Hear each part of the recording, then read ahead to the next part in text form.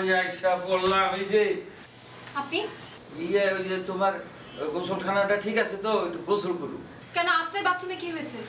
আরে কইও না, যে আমার গোসলখানায় কালকে রাইতে যে কলটা আছে না, ওই কেমনে জানি মোছো দিয়েছি, ঘট করে ভেঙে গেল। আপনি বাথরুমের টেপ ভেঙে ফেলেছেন? আরে তুই কি কর, তুমি আমি বান্ধব কেন, ওই বেটা তো নিজেই ভেঙে গেল।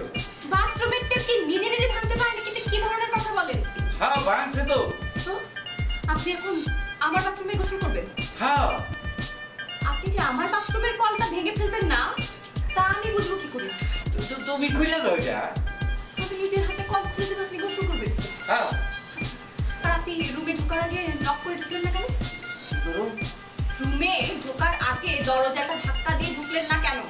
আরে দরজা তো খোলা রয়েছিল, আমি যাই সব বললাম। দরজা খোলা থাকলেই আপনি একটা মেয়ে মানুষের রুমে ঢুকে পড়বেন?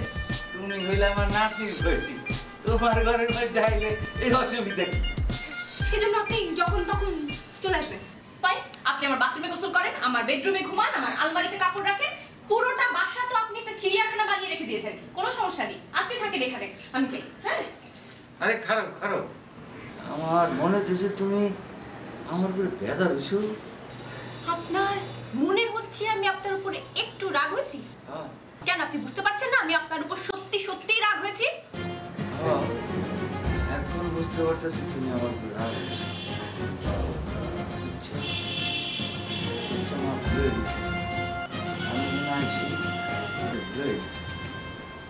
অনেক যন্ত্রণা দিতেছি না মারে।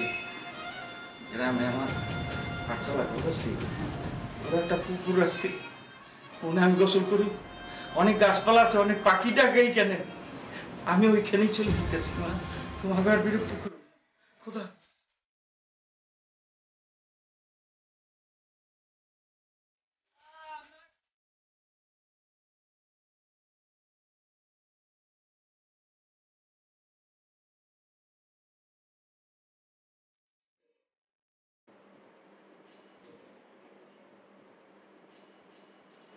ভাইজান, ওমা আপনি এসব বুঝাচ্ছেন কেন?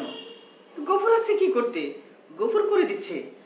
গফুর, গফুর। না না, গোপুরে ডাক হইব না, আমি করে নিতেছি। মনটা গ্রামের জন্য টানতেছে, আমি ভাবলাম যাই। ওমা এখনই গ্রামে যাবেন কি? মাত্র তো আসছেন, 2 দিন হয়েছে। আর কটা দিন থাকেন ভাইজান, বিশ্রাম নেন এখানে। না, অনেকদিন হয়ে গেল। তাছাড়া যে কাজের জন্য আসছিলাম, ডাক্তার দেখানো, সেটা তো হয়ে গেছে, এখন চলে যাই। অনেকদিন রয়েছি, ভুলভ্রান্তি হতে পারে, হয়তো তোমাকে কোনো অত্যাচার করে ফেলাইছি। অত্যাচার? এসব কি বলছেন? অত্যাচারের কি হইল? বোনের বাসায় ভাই আসছে, এখানে তো অত্যাচারের কিছু নাই। না, গ্রাম থেকে আসছি তো, শহরের নিয়ম কানুন তো জানি না, হয়তো অত্যাচার হয়েও যেতে পারে। অত্যাচার? আপন মানুষ না? এগুলি কি বলতেছেন ভাইজান? এসব তো আপনার মুখে শুনতে আমার ভালো লাগতেছে না ভাইজান।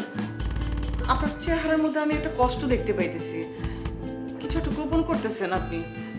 বলেন তো ভাইজান, কি হয়েছে আমার একটু বলেন।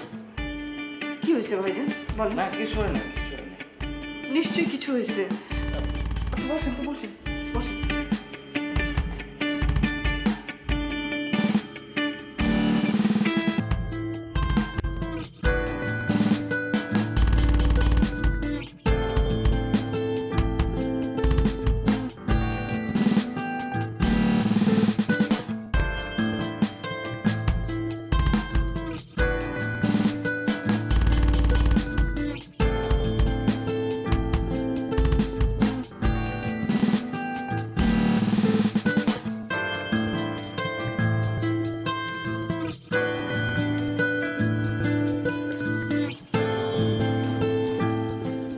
মামাকে তুমি কি বলছো?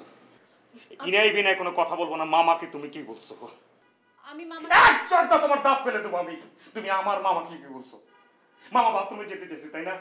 মামা আমার খাটে শুয়ে থাকবে, বাথরুমে যাবে, আলমারিতে কাপড় রাখবে, তুমি কোনো কথা বলবা না। তোমার একটাই কাজ মামার পা ধরে পড়ে থাকা, মামার 14 কুষ্টি এখানে থাকবে, তোমার কোনো কথা থাকবে না।